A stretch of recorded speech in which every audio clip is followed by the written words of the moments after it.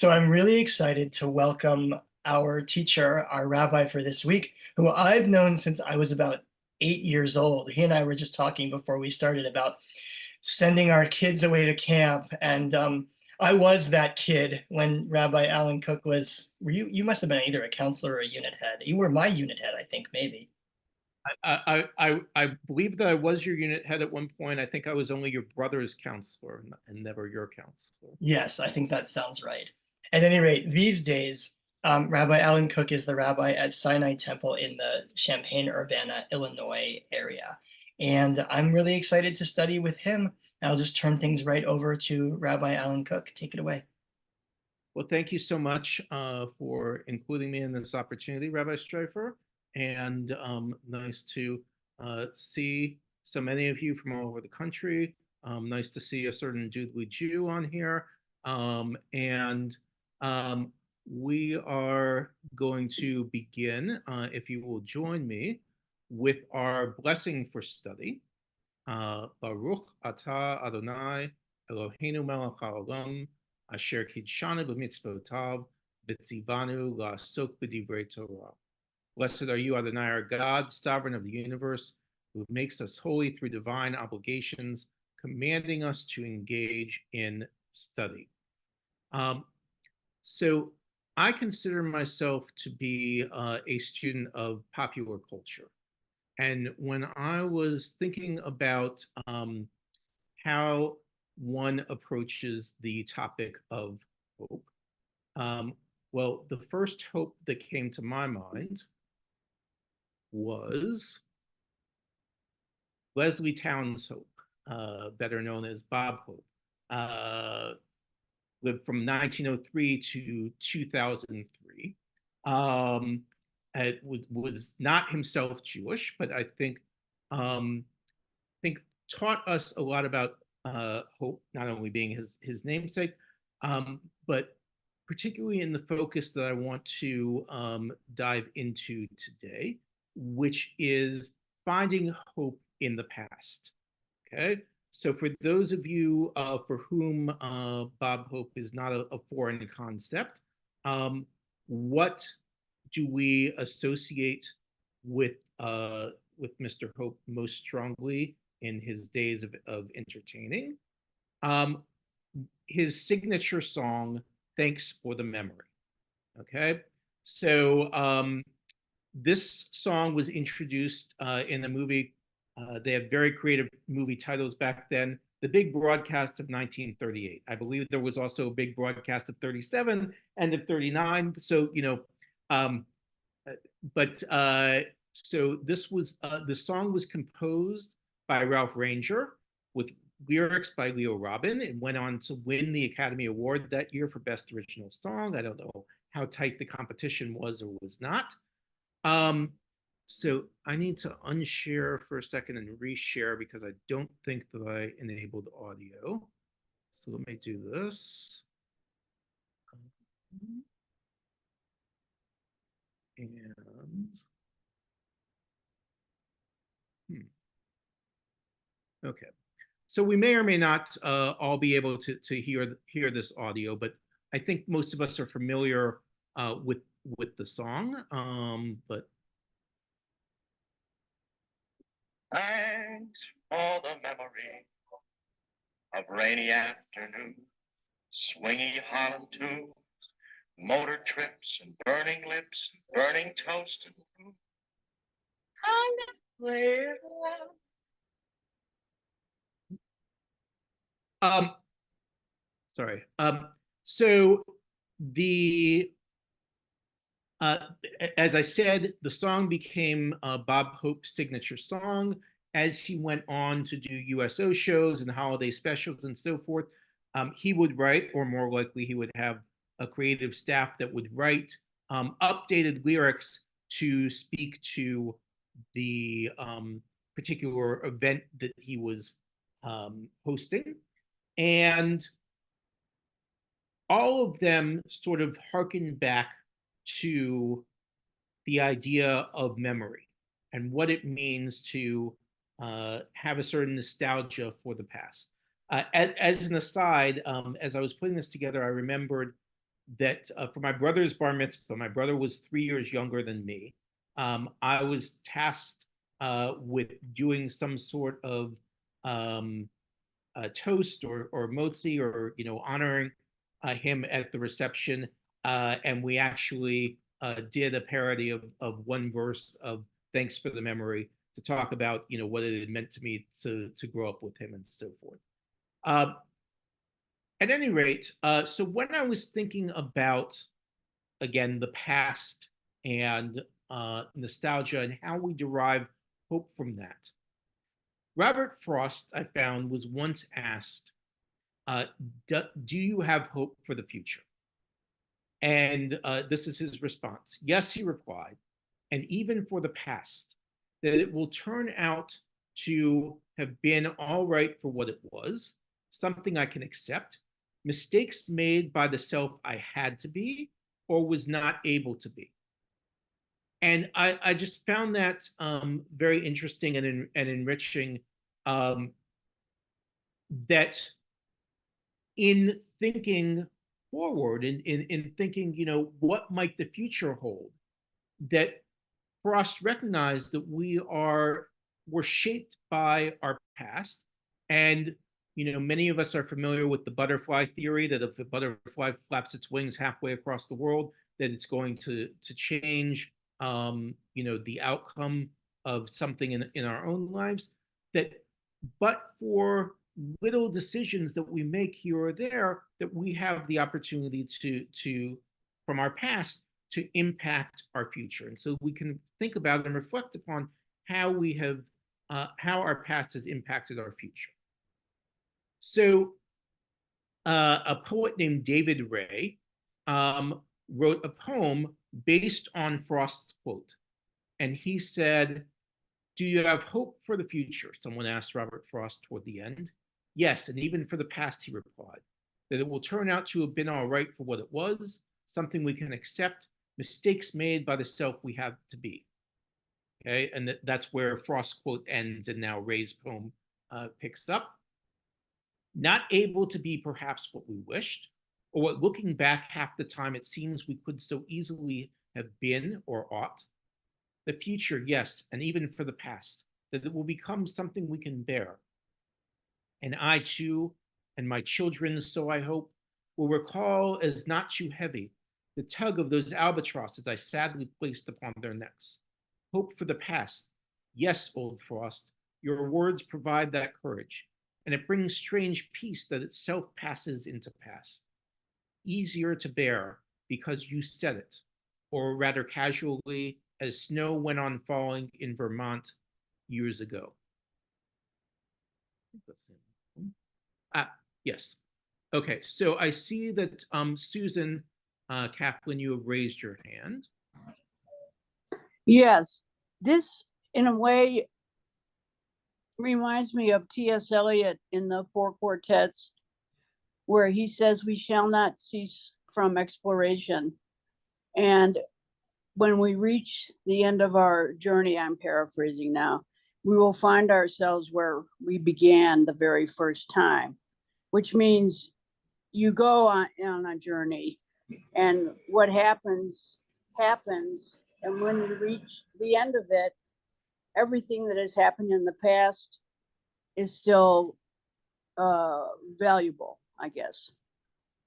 Absolutely. And yes, we need our past and the lessons of our past to move us toward the future. And then Dennis has shared this quote from Maya Angelou: "Do the best you can until you know better. Then when you know better, do better."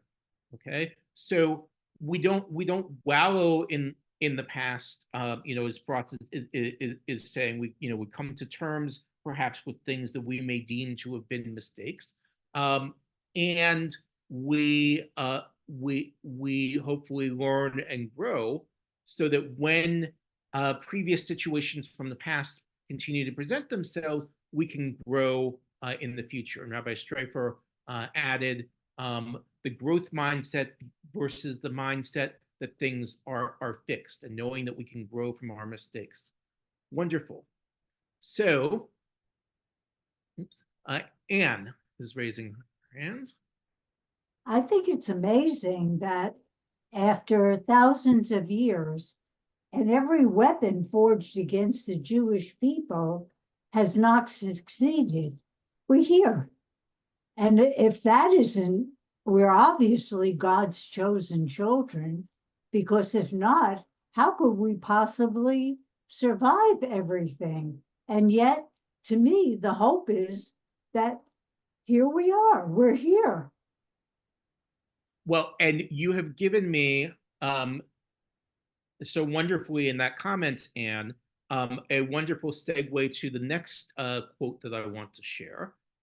Many of you may have seen this in our prayer books. For those of you that are part of Reformed congregation, I believe that this has appeared at least in Gates of Prayer and in our current Mishkan Tefillah. Perhaps also it may have made it into later editions of the Union Prayer Book. Quote by Rabbi Abraham Joshua Heschel, a honored scholar of our people, who writes, "We are a people in whom the past endures, in whom the present is inconceivable without moments gone by. The vision of the prophets lasted a moment enduring forever.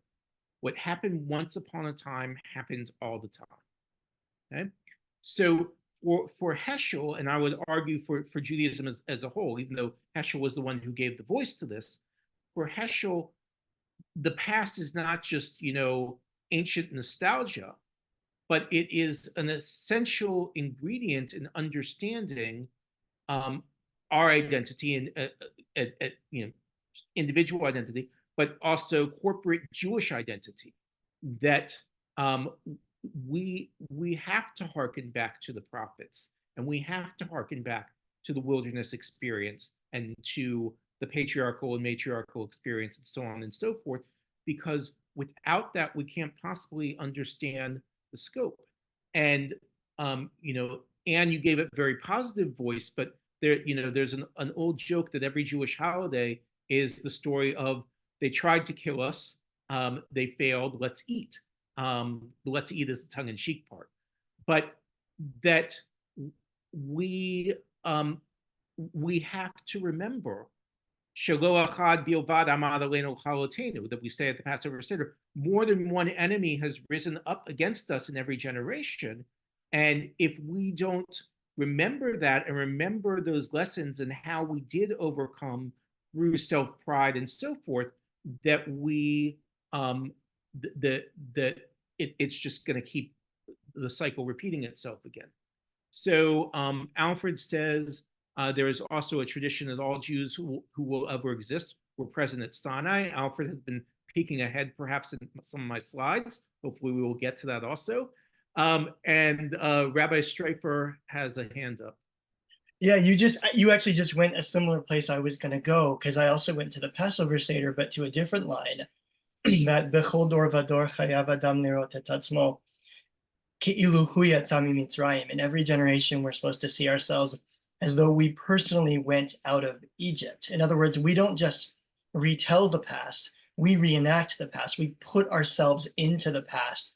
My rabbi growing up, Rabbi Paul Kaplan, used to say that if you want to talk Jewish, you say we. We were slaves in Egypt. We walked through the desert. And so I think we have this long practice, this long habit of seeing ourselves as having been there and having grown up together with the Jewish people as we've experienced the past. Absolutely. So on the holiday of Shavuot a few weeks ago, I participated in another online teaching session, sort of like this one that Rabbi Streifer has put together for us today. And my topic, again, because I love popular culture, my topic was the intersectionality of what we learn from Disney theme parks and how that helps us understand certain Jewish texts. And I looked at an old attraction in Disney World called If You Had Wings. I don't know if any of you remember this from the 70s. It was basically a glorified advertisement for Eastern Airlines. Eastern Airlines was a sponsor, and you rode through and you saw these wonderful slideshows and projections of all the wonderful exotic Caribbean locations that Eastern Airlines could take you to. And then at the end, instead of exiting into the gift shop, you exited into a sales pitch from Eastern Airlines trying to help you book your ticket to those destinations. Okay. For whatever reason, it resonated with me as a 7, 8, 9-year-old. The link that I made in teaching on Shavuot was exactly to that passage that Rabbi Streifer just quoted. And we have a similar experience in Sukkot when we're living in our sukkah. And we have a similar experience that Alfred wrote about of at Shavuot, we're supposed to remember that we all stood at Sinai together. That so much of Judaism is experiential. And it's not just remember what happened to your ancestors, as we will see, but it is you were there, you are there. And unless, right, the wicked child gets castigated, the so-called wicked child, I should say, because I don't agree that they are actually wicked, but the wicked child gets castigated at the Passover Seder for not being able to place themselves in that moment and in that context. And because we do, we then derive hope from the past, as Rabbi Heschel is saying here. So in the Torah, we have a number of passages that point to this. So here is a quote from Deuteronomy 32:7. This is from the portion known in our weekly cycle as Ha'azinu, which is a poetic portion. That's why it's laid out visually in this way to mimic Hebrew poetry. But it says, Zachor Yamot Olam, Binu Shnot Dor Vador, Shal Avicha Ve'egedcha Ziknecha V'yomru Lach. Remember the days of old, consider the years of ages past, ask your parents who will inform you, your elders who will tell you. In other words, just a reiteration of what Heschel is saying and what we have been saying in this session, that we have to constantly be leaning on previous generations to understand this chain of tradition, right? We put so much focus, again, to harken back to the Passover Seder, we tend to put so much focus in sort of our day-to-day living of Judaism of, why does the Passover Seder have the Manish Tanah? Because our kids are supposed to ask us questions to understand. But we need to be asking the questions also, right? Our kids ask the questions to help link us toward the future and to preserve that continuity going forward. But we need to ask the questions of previous generations in order to have that continuity into the past. So another you were there sort of reenactment that comes from the Torah. I'm not going to read it in its entirety, but this is a passage from a few chapters earlier than that other Deuteronomy passage. This is from chapter 26. If I remember correctly, this is Akev. Don't quote me on what parsha it is, but it is a reenactment. This has made its way also into our Passover Haggadah. I don't mean to be focusing so wholly on Passover, but the Exodus is a central experience in the Jewish understanding of ourselves. And so when you get to the land, and the land is flowing with milk and honey and all the wonderful metaphors that we hear about the promised land, we're supposed to recognize that we didn't get there all on our own. And so we are supposed to go through this ritual where we bring our first fruits to the Kohen, to the priest, and we say, my father, or my parent, if you prefer a more egalitarian translation, was a fugitive Aramean. Okay? Some translate actually this Hebrew as my father was pursued by an Aramean. Okay? We're most likely hearkening back to our patriarch Jacob. So either he was pursued by an Aramean, he was chased by his father-in-law Laban, or he was a wandering Aramean that he was always moving from place to place without being able to have a sense of rootedness. But we are to reenact this, and even to this day, as I said, it is part of the Magid section, the telling section in the Passover Seder. Even if we are no longer an agrarian society, even if the temple no longer stands, and we are no longer bringing our first fruits there, we are still supposed to engage in this reenactment. And so, what does this reenactment sort of offer us? What does it mean to us to tell this story, particularly in a time when we are not so dependent on the, on being part of an agrarian society, where our first fruits are more likely to come from, around here it's Schnucks or Safeway or what have you, than they are to come, directly from the farm and from the toil of our own hands. So what does the prescription of this sort of experiential moment mean, in a moment where in a time and in the lifestyle where we are not living in exactly the same way as our ancestors? I ask that only semi-rhetorically, but I'm curious for if anybody has a response.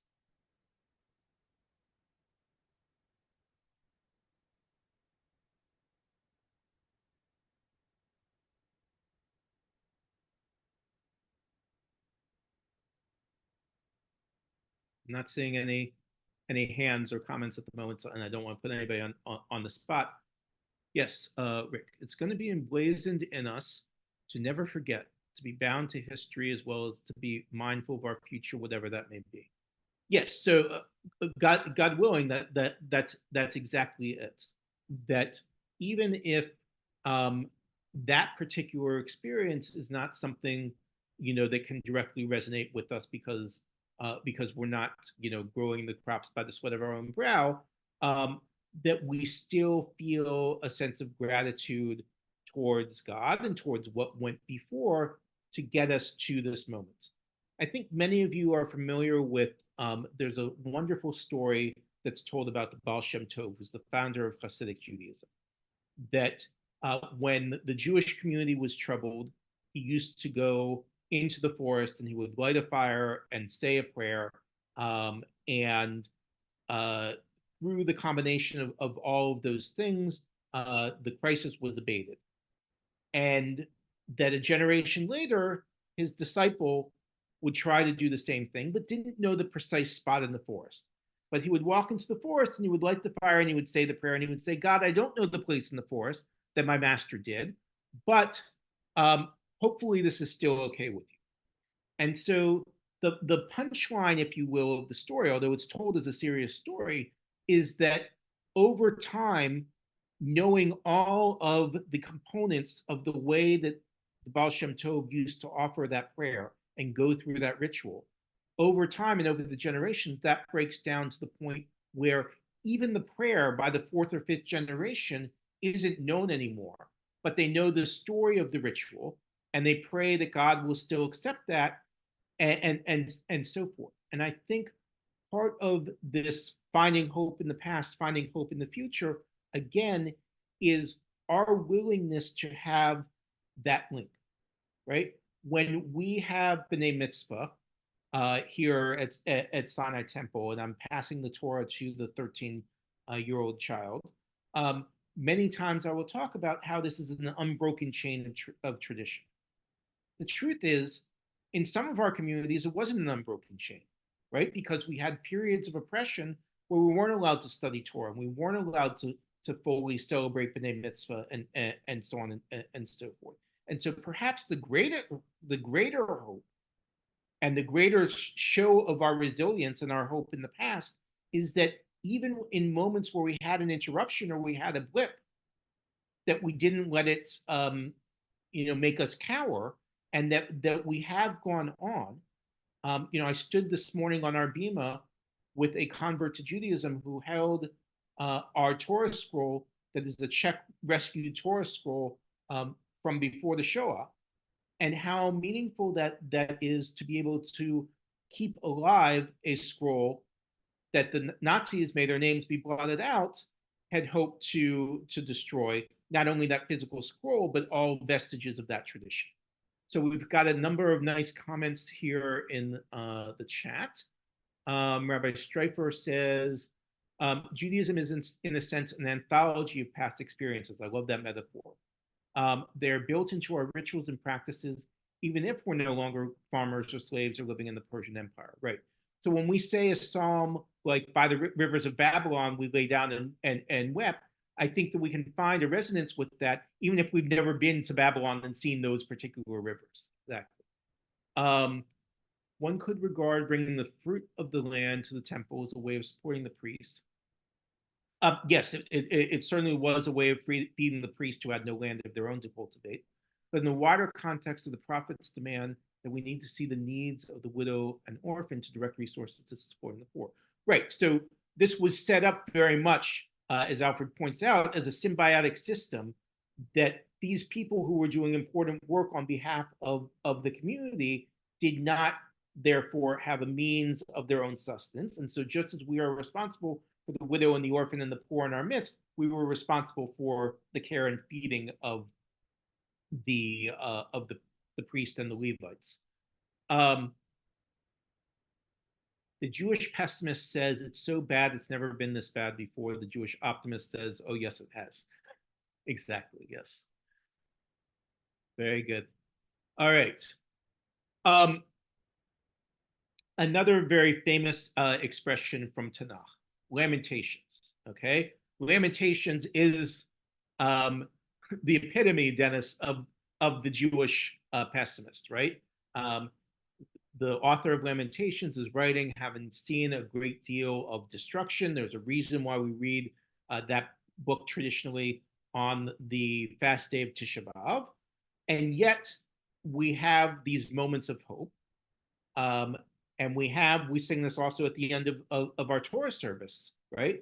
Hashivenu Adonai elecha v'nashuva, chadesh yameinu kekedem. Take us back, O God, literally to yourself, and let us come back, renew our days as of old. And this phrase kekedem is a very sort of unusual word that has been used throughout Jewish tradition to evoke a certain sense, yes, of nostalgia, but also to